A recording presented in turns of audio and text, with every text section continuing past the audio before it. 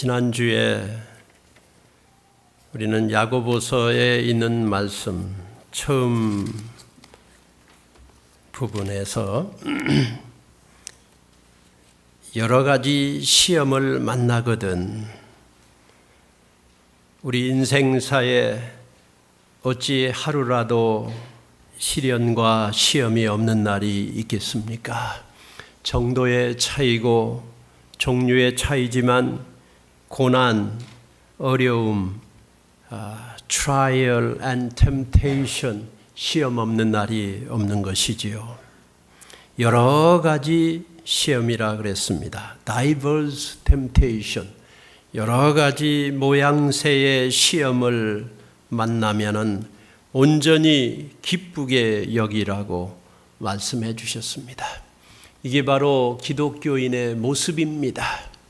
세상 사람들, 예수 믿는 사람들 공히 어려운 일은 다 당합니다.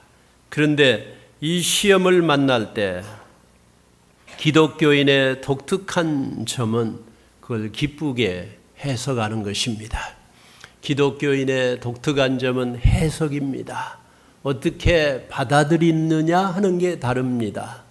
성경은 여기라 그랬어요. 기쁘게 여기라, consider, count. 어려운 시험이 왔는데도 기쁘게 여기라. 이런 사람을 세상이 어찌하리요? 여러분, 어려움 당하시는 지난 한 주간, 아니 이번 주간에도 똑같이 어려움은 당하는데, 어려움을 만나는데 어찌하시겠습니까? 온전히 기쁘게 여기라. 어떻게 받아들이느냐가 다른 것입니다. 어떻게 여기느냐가 다른 것입니다. 옆에 사람을 한번 비교해 보세요. 아, 저 사람은 어려운 일을 당할 때 저렇게 하는구나. 나는 하나님의 사람으로 여기라. 어떻게 여기느냐가 우리의 모습을 표현해 주고 있는 것입니다. 시험 안 당하는 사람 없습니다. 고난 없는 사람 없습니다. 오늘은 그 고난을 어떻게 대처할 건가? 여기에 대해서 야고보서 1장 5절에 너희 중에 누구든지 지혜가 부족하거든 모든 사람에게 후히 주시고 꾸짖지 아니하시는 하나님께 구하라. 지혜가 부족하거든, 지혜가 없거든 하면은 난 손 들고 지혜 좀 있는데요 말하고 싶을 거예요. 그런데 지혜가 부족하거든 그러면은 이건 나를 위한 말씀이구나 그렇게 여겨집니다. 지혜가 다 부족합니다. 우리는 지혜, 이 시련을 기쁘게 여기는 지혜 부족한 거죠. 이 시련의 그 전체를 보는 게 부족한 거죠. 지혜가 부족하거든. 지혜는 지식하고는 다릅니다. 지식은 분석하는 것입니다. 따져보는 것입니다. 잘 분석해내서 내용을 아는 것입니다. 그러나 지혜는 종합하는 것입니다. 해석하는 것입니다. 적용하는 것입니다. 그래서 지혜가 너무너무도 귀한 것입니다. 지식 있는 사람은 많은데 지혜 있는 사람은 적어요. 지혜도 세상 지혜하고 하나님이 주시는 지혜하고는 천지 차이입니다. 세상 지혜는 지식에 따라서 나에게 이득이 될 거구나, 내가 그걸 안다 그러면 그 방법으로 하는 게 세상 지혜예요. 그런데 하나님의 지혜는 다릅니다. 신적입니다. 하나님께 영광을 올립니다. 남한테 이득을 줍니다. 남한테 복을 끼칩니다. 천지 차이입니다. 지식과 지혜는 다릅니다. 세상 사람들이 알고 있는 거 이거는 땅의 지식이요 지혜요. 크리스찬 야고보서에서 말씀하는 지혜, 이 지혜는 하늘나라의 지혜입니다. 세상의 지혜는 일생으로 끝나는 것이요 순간적이지만 하나님이 주시는 지혜는 영원한 것입니다. 영생입니다.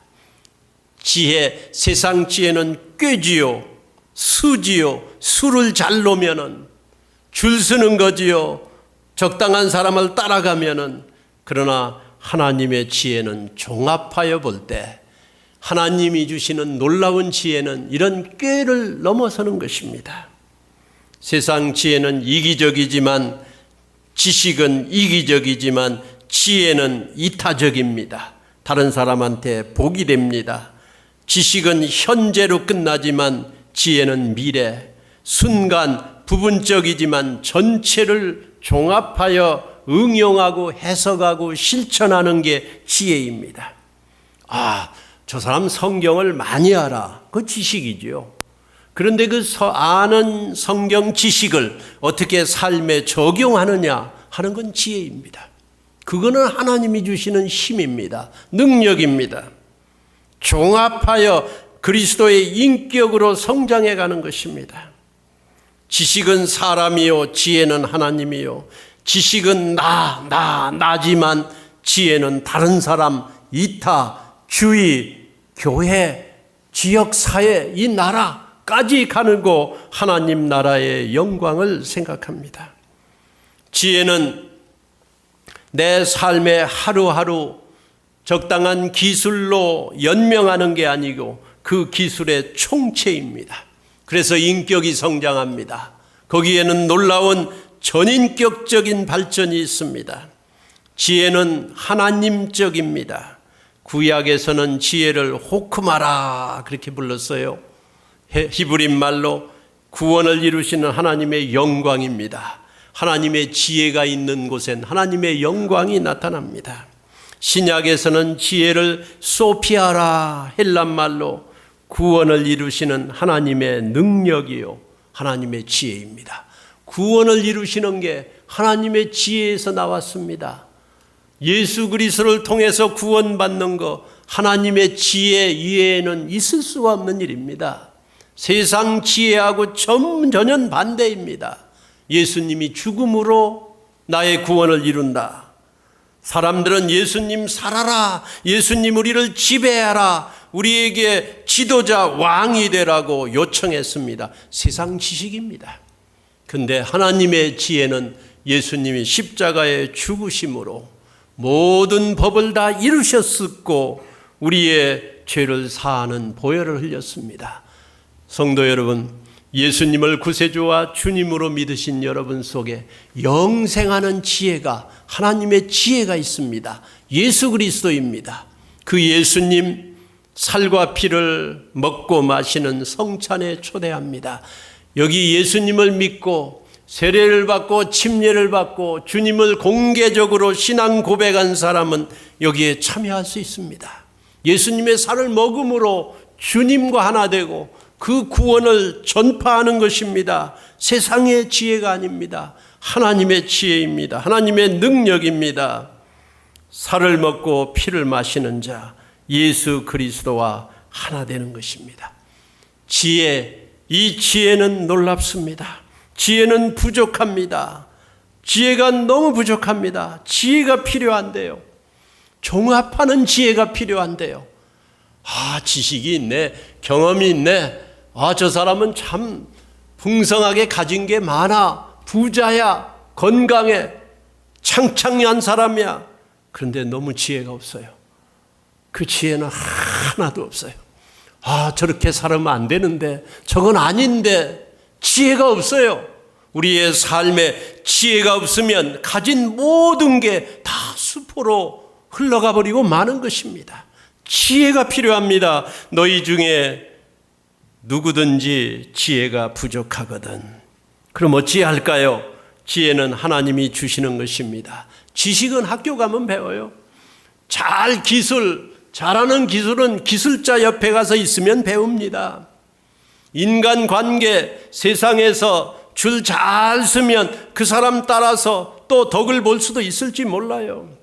그건 세상의 지혜입니다. 땅의 지혜입니다. 순간입니다. 지나갑니다. 그건 다 나중에 사기당하는 지식입니다.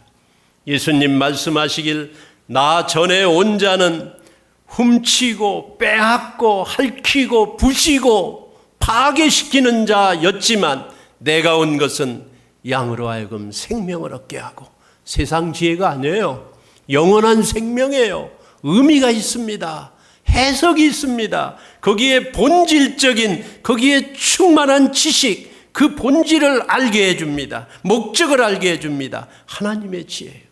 내가 온 것은 양으로 하여금 생명을 얻게 하고 더 풍성히 얻게 하려 함이라. 세상 지혜를 따라가다가 우리는 넘어지고 실수하고 그리고는 속습니다. 하나님 따라가고 교회 따라가고 주님 따라가는 자는 달라요. 해석이 달라요. 벌써 삶의 의미가 달라요. 이런 지혜는 하나님이 주시는 것입니다. 여러분 받으신 설교 노트의 2번을 우리가 같이 쭉 읽으시겠습니다.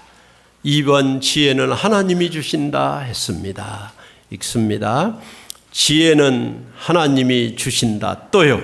지혜는 하나님이 주신다. 하나님께서 어떻게 줍니까? 하나님께서는 후히 주신다. 로마서 자기 아들을 아끼지 아니하시고 우리 모든 사람을 위하여 내어주신 이가 어찌 그 아들과 함께 모든 것을 우리에게 은사로 주지 아니하시겠느뇨. 하나님은 조건 없이 주신다. 하나님이 꾸짖지 않고 주신다. 지혜를 주세요. 지혜를 주시는데 여러분이 아무리 자녀를 사랑하더라도 자꾸 와서 똑같은 걸 요청하면 꾸짖을 수 있습니다. 너 지난번에 줬는데 이렇게 가르쳐 줬는데 똑같이 하면 되는데 왜 자꾸 그렇게 똑같은 걸 요청하느냐. 그러면 참 준혁이 들어서 또 요청하기 힘들지요. 그러나 우리 부모님들이 자식을 얼마나 사랑합니까? 주고 또 주고 후히 주고 싶지요. 하나님께서는 아무리 계속 요청해도 꾸짖는 적이 없어요. 기도하는데 요청하는데 조건도 없고 꾸짖지도 않고 리프로치 컨디션 없어요. 그냥 후히 주시는 것입니다. 저희 어머니가 저한테 항상 뭘 주기를 원하세요. 특별히 밥을 자꾸 이렇게 전화하면 지금 어디 있어? 교회에 있는데요. 여기 밥 먹으러 올래? 자꾸 그렇게 요청하세요. 가면은 제가 가면은 그냥 너무 주기를 원하세요. 막 흥분을 하세요. 제가 가면 흥분하다가 다쳐가지고 수술했습니다. 저희 어머니가. 그래서 제가 식사 시간을 피해서 가려고 노력을 합니다. 먹었어요. 그래도 언제 먹었어? 집사님들하고 만나서 먹었어요. 그래. 식사 시간을 피해서 가려고. 막 주고 싶어서 막 후히 주고 싶어서 막 계속 흥분을 하시네요. 하나님이 그러시지 않을까? 오늘 예배를 드리는데 하나님 막 우리를 향해서 흥분을 하시고 하나님이 흥분하셨어요. 하나님이 흥분했다는 말이 인간 언어입니다만은 하나님이 너무너무 좋으셔서 후히 주시고 아끼는 게 없어요. 아들을 주셨는데 아들을 주시기까지 이게 내어주셨다 하는 말은 마지못해서가 아니에요. 억지로가 아니에요. 누가 요청해서도 아니에요. 내어주셨다 하는 건 대단히 능동적인 단어입니다. 하나님이 그냥 아들을 내어주신 이가 아들과 함께 무엇을 안 주시겠는가? 무엇을 아끼시겠는가? 성도 여러분, 하나님께 여러분이 요청하실 때 하나님이 주시는데 왜 주는가? 지혜를 구하기 때문에. 솔로몬이 왕이 됐어요. 솔로몬이 왕 된 건 인류 역사상 최대의 기적입니다. 다윗이 아들이 얼마나 많는데요. 본부인도 많은데요. 어떻게 하다가 솔로몬의 어머니 밧세바의 아내였어요. 어쩌면 성폭행당해서 낳은 아들입니다. 그런데 그 아들이 왕이 된다고 하는 건 엄청난 기적입니다. 지금 한국의 대통령 선거, 미국의 대통령 선거, 우리 집사님들이 세계 평화를 위해서 기도하는데 기도할 때마다 은혜를 받아요. 저는 우리 교회 일에 너무 이렇게 기도가 좁아질 때가 있는데, 근데 우리 지구에 지금 이런 연말 연초에 28개 나라에서 대통령이 변환됩니다. 선거를 한대요. 우리 정말 기도해야 돼요. 세상이 너무 큰 영향을 받아요. 미국의 대통령, 한국의 대통령 누가 될는지 한국에서 온 사람한테 물어봐도 마지막까지 몰라요. 무슨 또 뭐가 나타날는지 막 상대방 죽이려고 막 찾는 거죠. 네거티브한 걸 막 찾아내는 거죠. 거짓말도 막 하는 거죠. 막 죽이려 하는 거죠. 그게 모른대요. 미국 대통령도 얼마나 지금 박빙의 경쟁이 이루어지고 있어요. 근데 참 중요합니다. 근데 저는 여기 누구 찍으려는가 벌써 결정했어요. 미국. 근데 일부 예배 때 제가 이렇게 말씀드리고 식당에 갔더니 거기 어른들이 쭉 앉아 계시다가 목사님 여기 앉으시오. 그래서 앉았어요. 목사님 누구 찍는지 난 압니다. 그래서 그래서 제가 누구 찍을 텐데요. 집사님은 누구 찍으려고 그러십니까? 자기는 롬니 찍는데요. 롬니. 그래서 아닙니다. 나는 지금 다른 사람 찍습니다. 그 사람 이름은 말 안 하지만 그랬더니 그 동성연애를 찬성하는 사람을 찍고 막 야단을 하시더라고요. 제가 아직 맞아 죽을 뻔했습니다. 근데 정치가들의 얘기죠. 저는 몰몬교보다는 그런 얘기를 제가 했습니다. 여기서 내가 누구를 찍어라 하는 거는 불법이에요. 그거는 미국 법이 허용하지 않습니다. 강대상에서. 그러나 내가 누구 찍었다라고 말하는 건 괜찮답니다. 그래서 그런데 물론 여러분은 여러분의 권리, 여러분의 의무, 누구 찍는다는 건 여러분의 의무예요. 권리예요. 꼭 하셔야 됩니다. 기독교인들은 꼭 투표를 해야 됩니다. 그런데 대통령 되는 것도 정말 마지막까지 모르지요. 얼마나 힘들어요. 솔로몬이 임금된다는 거 그때 당시 누구도 예상할 수 없는 일입니다. 아무도 솔로몬이 왕이 된다는 건 생각도 못한 일이에요. 솔로몬의 어머니가 자기 아들이 왕 되기를 그토록 기도했어요. 잠언 30장, 31장 솔로몬의 어머니의 기도라고 사람들은 말합니다. 왕아, 왕아, 내 아들아. 얼마나 절절한 기도인지 말할 수 없어요. 왕이 된다는 것. 하나님께서는 이 불쌍한 자를 왕 세우셨어요. 근데 솔로몬이 왕이 됐는데 왕 되면은 그때 당시 부족한 게 하나도 없죠. 자기 맘대로죠. 모든 권력이 거기 다 집중, 모든 모든 아름다움. 솔로몬 시대가 이스라엘이 가장 왕성한 시대였어요. 지금 여러분이 예루살렘 이스라엘 구경 가면 전부 솔로몬 때 이뤄놓은 게 그렇게 많습니다. 유적이. 그렇게 많은 영광과 재산과 권력과 부족한 게 없는 솔로몬이 왕이 됐는데 솔로몬은 왕 되자마자 하나님 앞에 1000번째 예배를 드리며 기도 제목은 하나였습니다. 지혜를 주시옵소서. 지혜를 주시옵소서. 하나님의 지혜를 주시옵소서. 난 어립니다. 하나님 지혜를 주시옵소서. 하나님이 그 기도를 들으시고 솔로몬아 네가 수를 원치 않고 네가 부를 원치 않고 지혜를 원했으니 내가 지혜도 주고 이것도 장수도 주고 권력도 주고 부도 주고 다 주겠다. 아멘. 여러분은 무엇을 요청하십니까? 나 부자 되게 해주세요. 지금 우리는 가진 게 많습니다. 작다고 불평하는 것보다 어쩌면 하나님의 지혜로 이거를 활용할까? 어찌 해석할까? 어찌 쓸까? 어찌 영광을 나타낼까? 어찌 축복이 될까? 그게 우리한테 필요한 것입니다. 너희 중에 누구든지 지혜가 부족하거든 후히 주시고 꾸짖지 아니하시는 하나님께 구하라. 후히 주세요. 하나님 막 주세요. 지혜를 막 주세요. 그냥. 어떻게 해석할까? 이 다가오는 시련을 어떻게 잘 견딜까? 피하라고 하지 않았어요. 거기서 오히려 지혜를 요청하고 있습니다. 사랑하는 우리 성도님들, 이번 한 주간 여러분에게 닥쳐오는 그 여러 가지 시험들을 어떻게 해석할까? 어떻게 여길까? 어떻게 뚜렷한 모습으로 그걸 만나서 견디고 이겨야 할 건가? 하나님께서 우리 성도님들에게 지혜를 주시기를 원하십니다. 지혜를 주시기를 바랍니다. 남편에게 필요한 지혜가 뭘까요? 하나님, 내 남편에게 이런 지혜를 주십시오. 남편이 받은 축복이 너무 많습니다. 그걸 감사하는 지혜, 그걸 해석하는 지혜, 활용하는 지혜, 놀라운 아들 되는 거죠. 놀라운 남편 되는 거죠.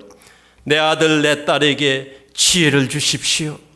겸손하게 되는 지혜, 하나님이 뭐라고 그랬어요? 후히 주시고 조건 없이 주시고 꾸짖지 않고 주신다. 아무리 요청해도 꾸짖지 않아요. 왜? 지혜를 요청하기 때문에.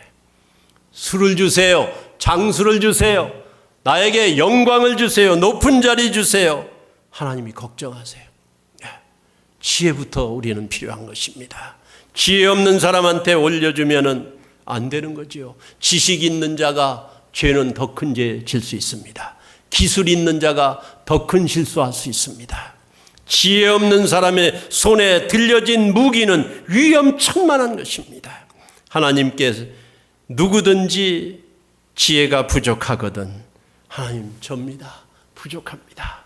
오늘 지혜를 주시옵소서. 하나님 우리 교인들에게 이 지혜를 주시옵소서. 하나님께서 지혜를 후히 주시고 넘치게 주시고 조건 없이 주시고 꾸짖지 않게 주시는 하나님이 이 지혜를 우리 성도님들에게 가득 내려주시기를 간절히 바랍니다. 세 번째로 지혜는 주시는데 조건이 딱 하나가 있어요. 딱 구하는 자에게 주십니다. 믿음으로 구하는 자에게 주십니다. 계속 구하는 자에게 주십니다. 3번을 같이 쭉 읽어보도록 하겠습니다. 지혜는 구하는 자에게 주신다. 또요. 지혜는 구하는 자에게 주신다. 1. 믿음으로 구한다. 성경 믿음이 없이는 기쁘시게 못하나니 구하라 그러면 너희에게 주실 것이요 찾으라 그러면 찾을 것이요 문을 두드리라 그러면 너희에게 열릴 것이니 의심하지 말라. 하나님이 보살피고 선하심으로 나를 인도하심을 의심하지 않는 것이다. 요셉은 여러 가지 시험 중에도 의심하지 않았다. 두 마음을 품지 말라. 정함이 없는 마음, 삶을 마음과 몸 따로 살 수는 없는 것이다. 하나님을 신뢰하는 한 마음으로. 그렇습니다. 지혜를 구하는 자, 믿음으로 구해야 합니다. 믿음으로 끝까지 구해야 됩니다. 믿음은 계속 인내를 낳고 계속 지속적으로 기도하게 만듭니다. 믿음은 지혜를 요청하게 만듭니다. 구하라, 찾으라, 두드리라. 원래 헬란말의 의미는 keep on asking, 계속 구하는 거예요. 두드리는 거 keep on knocking, keep on seeking, 계속해서. 한번 두드려서 안 열린다고 끝이 아니지요. 계속 두드리는 거지요. 지난주에 우리가 2부 예배 때 영상을 봤었는데 디펙트가 장애가 있이 태어난 그 사람이 계속 요청하니까 계속 문을 두드리니까 열어주는 사람이 있더라고요. 열어주는 사람이.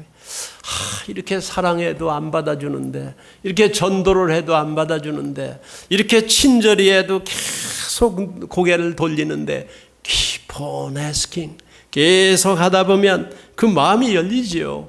우리 하나님께서 주시는 지혜는 일순간이 아닙니다. 계속해서 하는 것입니다. 이 하나님의 지혜는 의심하지 않고 계속 구하는 자에게 주시는 것입니다. 요셉은 17살 청소년 때 형님들한테 버림받고 다른 세상에 잡혀 팔려갔습니다. 30살 될 때까지, 그러니까 13년 이상을 낯설고 문설고, 그리고 문화도 다르고 말도 다르고, 거기에서 얼마나 오해도 많이 받고 감옥에도 들어가고 얼마나 고통이 많았을까요? 대단히 외로웠을 것 같아요. 17살, 그때는 애달러슨스, 청소년기는 자기 정체성이 대단히 힘든 때입니다. 그런데 거기 잡혀가서 살면서 그가 하나 꼭 믿은 게 있었어요. 하나님이 나를 보살핀다. 하나님이 나를 책임지신다. 하나님이 나를 인도하신다. 하나님이 우리를 인도하신다. 하나님이 인도하신다. 형님들을 나중에 만났어요. 형님들한테 뭐라고 그랬습니까? 요셉이 형님들은 나를 미워서 나를 죽이려고 나를 해치려고 나를 먼 나라에 보냈지만 하나님은 나를 보호하셔서 하나님은 나를 지키셔서 하나님이 나를 살리셔서 오히려 형님들을 축복하게 만들었습니다. 다른 사람은 여러분 해치려고 할지 몰라요. 그러나 하나님께서는 나를 보호하신다. 이 믿음이 바로 지혜입니다. 이 믿음으로 살면은 지혜 있는 사람입니다. 이런 사람은 하나님께서 버리지 아니하고 여러분의 지혜를 복주셔서 예수님을 닮아갈 뿐만 아니고 그 지혜로 여러 가지 당하는 시험도 다 이기게 해줄 줄 믿습니다. 두 마음을 품지 말라 그랬어요. 정함이 없는 마음이다 그랬어요. 바다가 요동치는 것과 같다 그랬어요. 조금 더 의심하지 말라. 의심하는 자는 마치 바람에 밀려 요동하는 바다 물결 같다 그랬어요. 네, 바다 물결. 제 딸 부부가 필라델피아에서 와가지고 며칠 같이 있었습니다. 거기 멀리 와서 우리를 찾아와서 그래서 제 아내하고 같이 한 며칠을 같이 시간을 보냈습니다. 바닷가에서 한 이틀 있었어요. 식구들 다 자는데 내가 나와가지고 이 말씀을 생각하고 있었습니다. 바다를 바라봤어요. 바람에 물려 요동하는 바다 물결을 바라봤어요.